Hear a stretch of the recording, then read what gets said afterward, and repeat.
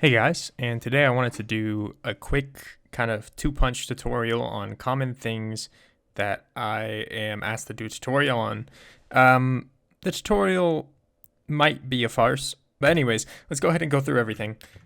So I had this idea, never mind, wrong thing. Shoot, okay, it's over here. All right, so the first thing is launching fireballs. Everybody asks about this. I've made a video on it before. It uses my test function, but this just launches basically any entity, including fireballs, in the direction you're looking. Just like that. Pretty easy, right? So let's go ahead and look at how it's done. So we have this fireball function, and we summon a new fireball, or you could do this with any item. And then we execute at the player who played the function, which in this case it is at P. We anchor to their eyes, and then we teleport this fireball with the init tag, meaning it's a new thing, a little bit in front of the player and rotate it the same way as the player. So this kind of preps it to be looking the way I am, but a little bit in front of me so it doesn't blow up immediately. And then we execute as that fireball, add it, and run the launch function. So the launch function, I will link it in the description, but it's in another video and I go over super in depth what it does. This is the updated version. Creates a scoreboard, grabs the XYZ coordinates of the fireball, moves it forward. You might have problems with this, so you might want to change this value to like 0.1 just so that it doesn't go through walls, but its default is to 1. But you would change this to like 0.1, and you can change the scale here to 1 extra 0. On this one will be 1 extra 0. This one would stay the same.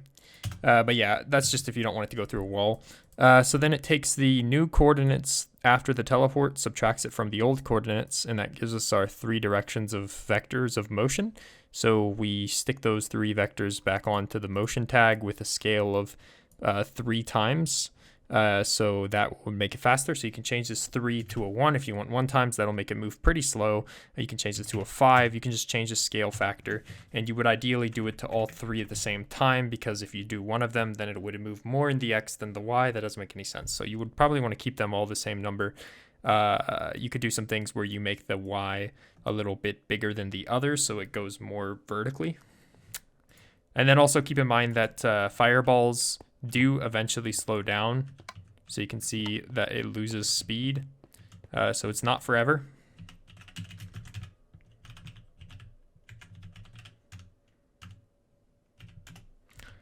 All right, so that's how you do that. And then there you can check out, I'll link in the description, a link to my previous video on snowball launching, which includes a visual fix so that you can actually see the fireball right away, because you might the fireball might be invisible for a few frames. So there is a fix for that, and it's in the video. All right, so we're gonna come over here to the second and final kind of frequently asked question, and that is linking entities. So what you wanna do is you wanna spawn something, and you wanna teleport it to the player, and you want it to be multiplayer friendly so that when you spawn another one, it does not teleport to you. And then also it will not teleport the somebody else if it was in multiplayers to you. So let's go ahead and get a sword. End this guy's life. And let's go over how this works. So you want to set up a scoreboard called SID, which has to do with a player's scoreboard ID. So then whenever a player enters the world that does not have this tag of SID, you give them an SID. So this basically gives everybody a score. You can assign the score when you want to do the TP stuff, or just in the very beginning of the server if you plan to do this a lot of times with a lot of things. All right, so then it adds 1 to system, which is a fake player, and then it puts system onto your SID. So this basically means every player is going to get their own unique value unless you get past the maximum integer limit, which would be like 2 billion players. So you're not going to reach that. So every player is going to get their own digit assigned to them, and then they will get the tag so that it doesn't run it multiple times. So then all you have to do is for everybody, you run the link. So the link is going to find entities that are linked to them. You could do this in reference to the player or in reference to the mob. So when we set up this mob and we click this button, it makes the pig's SID equal to my SID.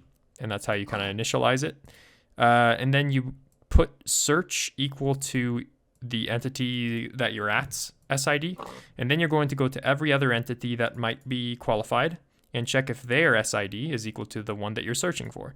And this is the best way to do it in terms of efficiently. I've shown it a couple different ways, but using a fake player as an in-between is going to be the fastest because it has the least selectors. You just see add S here, right? So if their score is equal to the thing that you were searching for, then it will TP them to where this function is being played at, which is the original searcher. You could also do stuff to entities that have the this tag, which is the thing that is that you started at. So that's why I add the this tag at the beginning and end, so that you can know who you started with and not select ones that you started with. So that's how you link things. Pretty simple. I went through every command, and I think I spent enough time for you to pause it and copy if you needed, and it's like 3 commands, so I'm not going to link those in the description. Yeah, so anyways, that's pretty much all I wanted to go over today. I did want to just say that might be a bit before my next video. I'm going to be working on some projects, I think. But yeah, so if you've made it this far, I just want to let you guys know that for Christmas I am doing a small giveaway for a free Minecraft account for Java. That is, it could also be something of equivalent value. So if you already have a Java account, then you can go ahead and do that. I have left clues throughout the video as to how to sign up for this. I want to avoid any bots, or and I want to give everybody a better chance. So for those of you that really want it, go back through the video, follow the clues, try and figure out the order that things go. Maybe it's alphabetical in some way.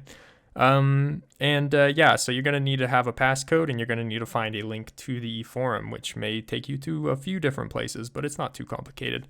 Anyways, if you guys like this video, leave a like, especially if you're going to enter into the giveaway, please leave a like. And if you're not already, maybe subscribe. Other than that, I'll see you all in the next one. Peace.